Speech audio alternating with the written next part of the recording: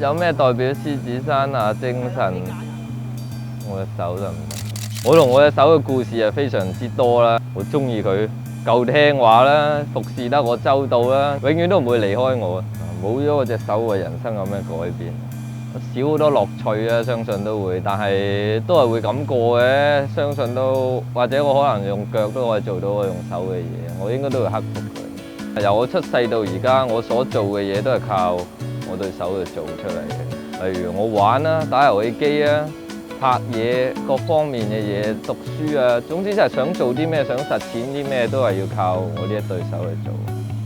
我同佢啊，充滿傷痕咯，你睇下，我隻手可以代表獅子山嘅精神，原因就係因為所有奇蹟都係由雙手去創造啦。我諗相信所有香港人都係一樣啦，都希望利用手嚟創造自己嘅奇蹟。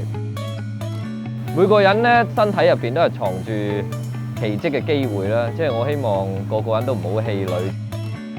由佢哋嘅手上傳承啦，繼承到一啲嘢啊，或者點繼續延續落去咯。如果你話獅子山下精神嘅話，獅子山，不如我問你一個 IQ 題啊，獅子會生啲咩㗎？唔知啊你？答案就係獅子會生隧道啊！點解？因為獅子山隧道啊嘛。